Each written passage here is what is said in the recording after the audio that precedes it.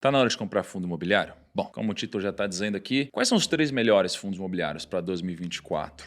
Vocês sempre gostam de consultar a opinião das pessoas, os vídeos que a gente faz. E nos últimos anos, toda vez que eu fiz esses vídeos, bom, aconteceram duas coisas. Primeiro, muitos de vocês assistiram. Segundo, muitos de vocês ganharam dinheiro também. Em especial se vocês me acompanham. Eu invisto meu dinheiro publicamente há quase 6 anos. E estamos com, modéstia à parte, resultados muito interessantes e sempre com opiniões muito embasadas. Então eu espero que esse vídeo te ajude a tomar melhores decisões com o seu dinheiro. Antes de mais nada, clica no botão de se inscrever aqui embaixo, curte o vídeo, isso ajuda pra caramba a gente aqui no canal. Muitos anos de estrada, contribui com o nosso projeto. Clica aqui embaixo. E vamos lá. O que tá acontecendo? Vamos lá. A Selic, ela tá caindo desde agosto, quando a Selic estava em 13,75%. O que é isso? Taxa de juros. A taxa de juros no Brasil está caindo. Historicamente, toda vez que a taxa de juros cai, os fundos imobiliários, eles sobem. O que poucas pessoas entendem aqui que todo mundo começa a se confundir? Mas eu entendo a confusão, tá? Pensa comigo. A taxa de juros vai cair. Tiago, você está falando que a taxa de juros está caindo e deve continuar caindo. Então, todo mundo já sabe que isso vai acontecer. Então, por que eu já não compro fundo imobiliário? E aí você pensa, mas se esse pensamento é óbvio, então não tem muito mais espaço para os fundos imobiliários subirem mais, porque as pessoas já estão comprando fundos imobiliários, já que a taxa está caindo. Isso tem lógica. Mas o que as pessoas não percebem? O seguinte, antes de cortar a taxa de juros, as pessoas pensam que os fundos imobiliários, eles vão subir mais, por isso compram, e depois que a taxa começa a cair, as pessoas param de comprar porque acham que não vai subir mais. Vamos ver o que aconteceu na história. Bom, aqui esse gráfico é o IFIX. IFIX é basicamente o índice de fundos imobiliários no Brasil. Eu peguei o IFIX de 2016 a 2019. Ali em janeiro de 2016, você tinha o IFIX, ele começou a subir e ali a taxa de juros caiu de 14,25% para 14%. Já tinha subido 34% o IFIX. Aí o IFIX continuou subindo até que ali em fevereiro de 2018 a gente teve uma amenização dessa redução e essa redução que tinha vindo lá de 14,25 chegou em 6,5%, ou seja, parou de cair a taxa de juros. Só que o IFIX não parou de subir, ele continuou subindo. Então ele tinha subido 25%, depois ele subiu mais 13%, aí a Selic reduziu mais ainda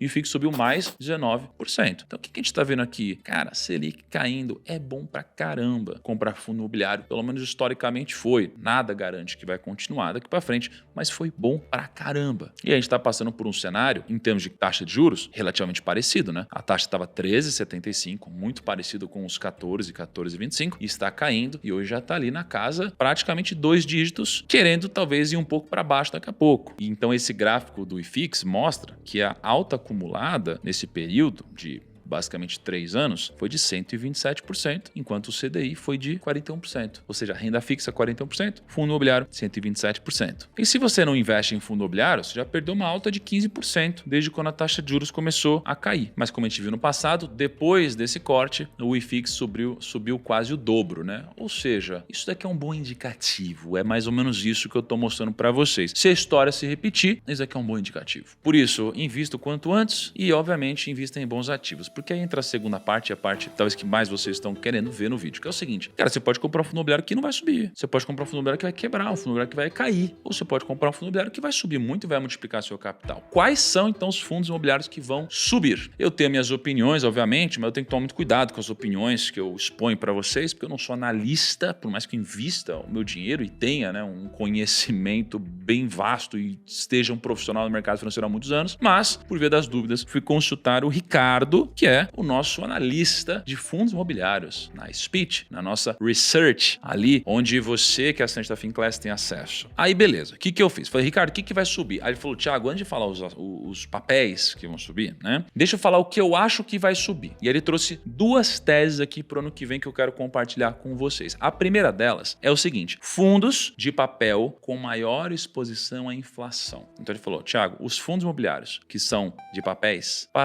são basicamente fundos imobiliários que compram CRIs, LCIs, né? Títulos lastreados no mercado imobiliário, não necessariamente compra o imóvel que recebe aluguel, esses daqui vão subir mais no ano que vem. Em especial aqueles que têm títulos atrelados à inflação. Eu falei, mas Ricardo, mas a inflação, ela não tá baixa? né? Porque de fato a inflação está baixa. Nos últimos meses a inflação veio. Se você for puxar agora, ó, em julho a inflação anualizada estava em 1,45%, em agosto 2,8%, setembro 3,17%, outubro 2,92%, novembro 3,54%. Ou seja, a inflação está muito abaixo da média, que é de 6%. Historicamente, a média da nossa inflação está ali em 6% e a gente está com inflação muito mais baixa. Então, é natural imaginar que existe uma regressão à média e a inflação volte à sua normalidade. Em isso acontecendo, os títulos lastreados de alguma forma à inflação tendem a aumentar um pouco a sua rentabilidade. E aí, eu tenho na minha carteira de investimentos pessoal, né, eu tenho dois fundos que se enquadram aqui. Um é o BCFF e outro é o CPTS11. Desses dois, vale dizer que o Ricardo recomenda o CPTS11 ativamente. O BCFF não é uma recomendação dele, por mais que eu tenha esse investimento na minha carteira, é onde está a minha grana, o meu skin the game. Vamos falar desses dois aqui, ó. O BCFF, ele tem um preço sobre valor patrimonial de 1,17. Ele está sendo negociado acima do valor patrimonial dele. O dividend yield dele está em 9,15% ao ano, isento de imposto de renda. E se eu for olhar para a rentabilidade dele nesse ano com dividendos, ele já rendeu 22%. Se você tiver 132 cotas de BCFF, você consegue fazer com que os dividendos permitam que você compre uma nova cota por mês. Então você vai ter um investimento exponencial aqui, né? Então se você tem, ó, o preço é 9,18 de um BCFF. Se você compra 132 cotas de BCFF a 9,18, o que você vai receber de rendimentos, que nos últimos meses foram de mais ou menos 7 centavos por cota, vão ser suficientes para você comprar uma nova cota de BCFF por mês, e aí você tem uma linha exponencial. É quando a gente atinge o Magic Number, tá? O CPTS, ele está sendo negociado abaixo do valor patrimonial, né? Então, pô, faz sentido aqui a recomendação do Ricardo, a 0,91. E aí tem o Dividend Yield, que você está vendo aí na tela, né, de CPTS11, e o Magic Number aqui é de 134 cotas. Então, se você comprar 134 cotas ao preço do CPTS11, né, de R$8 e alguma coisinha, você consegue comprar uma nova cota por mês, atingir o valor exponencial. Agora, o BCFF, ele tem 78% da carteira dele atrelada à inflação, 18% atrelado ao CDI e 3% atrelado ao IGPM. Eu tenho mais ou menos R$1 milhão em BCFF. O CPTS11, ele tem 98% da carteira atrelada ao IPCA e 1,3% atrelado ao CDI. Então isso daqui mostra basicamente dois fundos imobiliários que são ultra diversificados,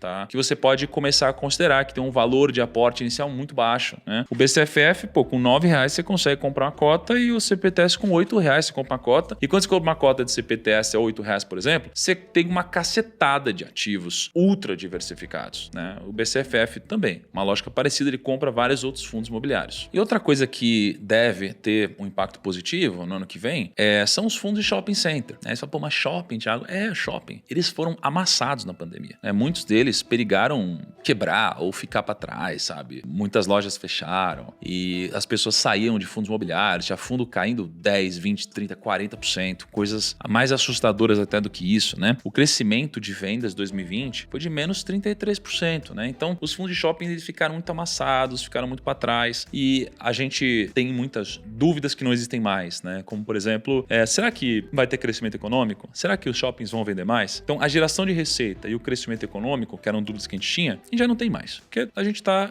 indo artificialmente, talvez, bem. Então, um fundo recomendado pelo Ricardo e que eu tenho na minha carteira também é o XPML11, XP Malls. Então, vamos falar primeiro sobre a geração de receita. Em janeiro de 2023, a expectativa do XP Malls era um crescimento de 15% frente a 2022. E a receita de 2022 foi de 197 milhões. Porém, não foi bem isso que aconteceu. Na verdade, teve uma surpresa positiva. A receita dele foi de 290 milhões. Então, a gente teve um crescimento de 40% em relação a 2022. Ou seja, a gente trocou a palavra recuperação por crescimento. E aí a gente vem para o segundo grande motivador aqui, que é o crescimento econômico de fato. Então, quando a gente olha para a atividade econômica, ela está aquecida de fato, né? Então, quando você olha para essas linhas, né? Todas as linhas, todos os setores da economia, menos a indústria, estão crescendo mais do que 2018 2018 e 2019. Então, cara, mercado aquecido. Depois, desemprego do Brasil caiu a 7,8%, mínima desde 2014. Se tem menos desemprego, tem mais pessoas com renda. Se tem gente com renda, tem mais consumo. E aí tem mais gente indo no shopping. É isso. Em terceiro lugar, mesmo com a economia aquecida, a inflação está em queda, tá? Então, se tem menos inflação, nossa moeda ela tem mais poder de compra,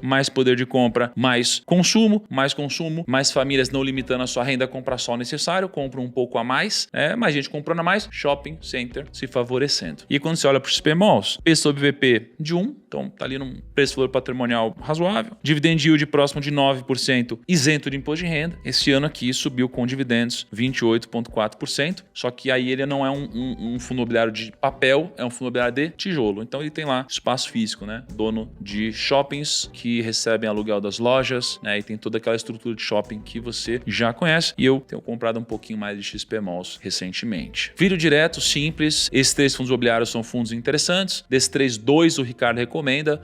O Ricardo recomenda o contexto do fundo, não necessariamente o fundo. Eu tenho alguns outros fundos imobiliários na minha carteira, mas esses 3 são fundos imobiliários extremamente acessíveis e com R$140 você consegue comprar os 3, tá? Então muito acessível, qualquer um consegue receber rendimentos mensais, estuda, aprende, investe, recebe dividendo, reinveste, segue esse fluxo. Primos, vamos gerar uma segunda renda, uma segunda fonte de renda, um segundo salário para que você possa em algum momento poder receber mais dinheiro daqui do que da fonte ativa do seu trabalho. Beleza? Bons investimentos, conta comigo ao longo do ano.